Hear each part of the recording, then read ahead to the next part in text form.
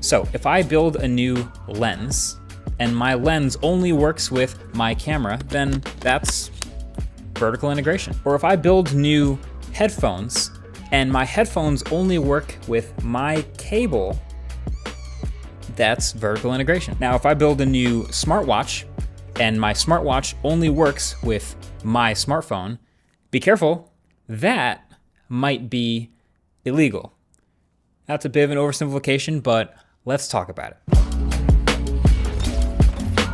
So this is a developing story and will continue to develop for years, but I feel like it all comes down to something that I've at least noticed in talking to all these big companies, all these very public, multi-billion-dollar companies. They always have two reasons for any public-facing statement that they make. There's the reason for the public, and then there's the real reason. So there was just some news this past week of the US Department of Justice suing Apple, saying that they are an illegal monopoly in the United States, the iPhone specifically. Now, whenever there's legal proceedings, obviously things get very complicated, and I won't even pretend to be diving into this at a super deep level, but this is also interesting to me because of all the stuff with the things that we talk about every day with just smartphones and gadgets. And of course, this is a pretty US specific thing. Like obviously they're being sued by the US, but also their dominance. Apple, the iPhone is the most popular in the US.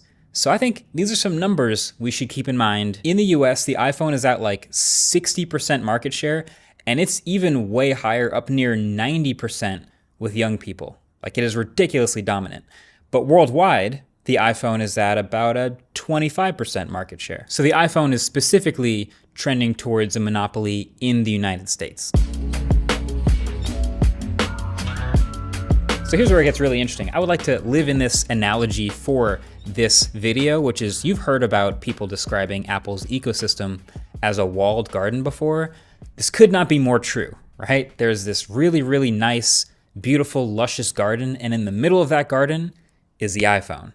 And it has these really tall, thick walls all the way around it. So in an ideal world, right, you are just picking between different options for a product based on its merits, based on its features. So you just look at the whole lineup and you go, yeah, I like this one the best.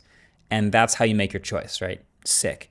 But with this one, the claim is Apple is making it really, really difficult once you've chosen theirs to ever switch to anything else. So with this analogy again, it's really the walls of the garden that we have the issue with. So I'll do two examples. So take the Apple Watch, right? This is one of the examples in the Department of Justice's 88-page PDF that they've submitted. The iPhone and the Apple Watch work perfectly well together and only together.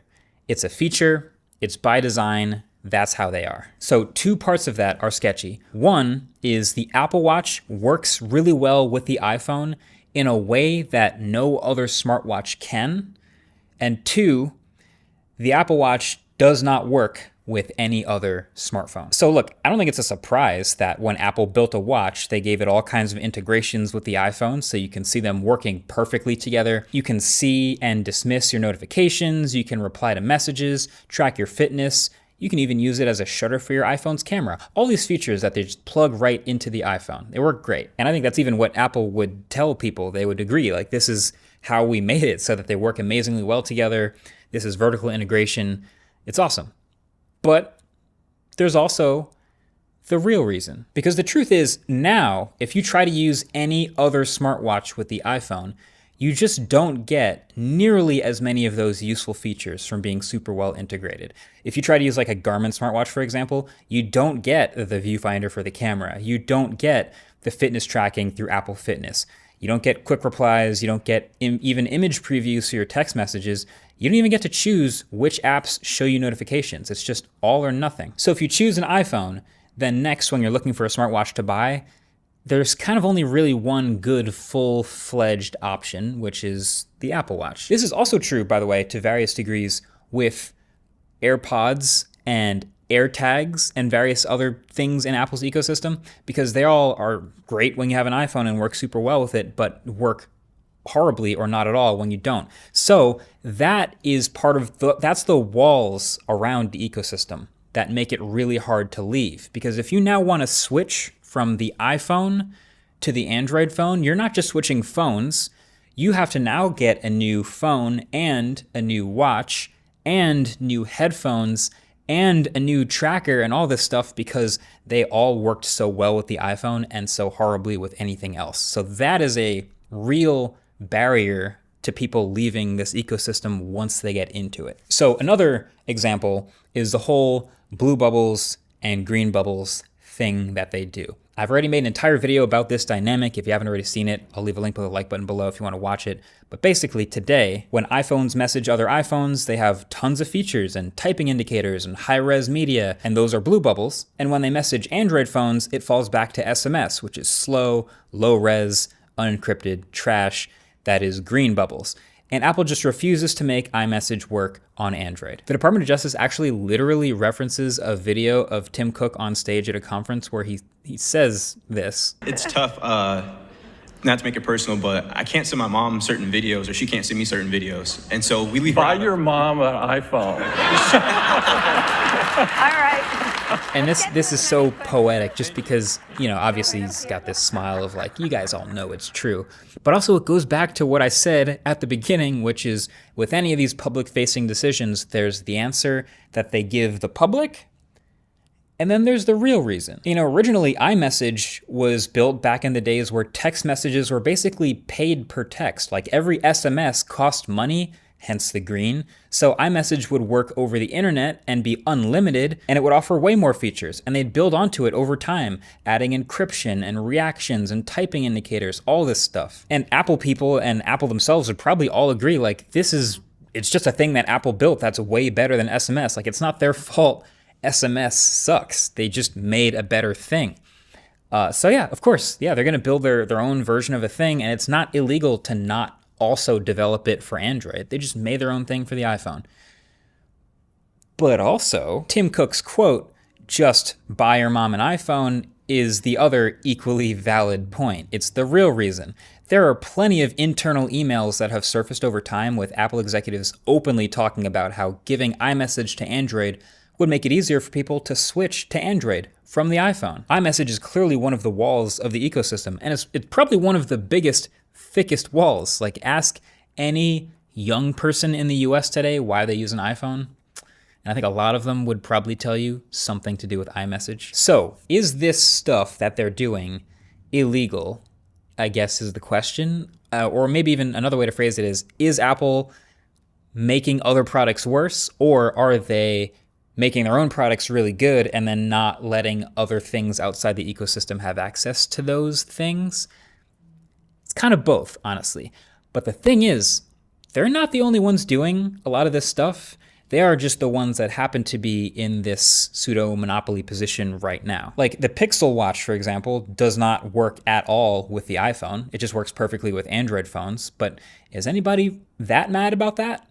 You know, RCS is announced to be coming to the iPhone at some point in 2024, but I can almost guarantee it'll probably still be green bubbles. It will probably be the absolute bare minimum of supporting RCS, and they will probably still be delineating very clearly between iPhone to iPhone iMessage and iPhone to Android something else. And there's even more to this lawsuit, like Apple Pay is another one, how no other services can use the NFC chip on the iPhone.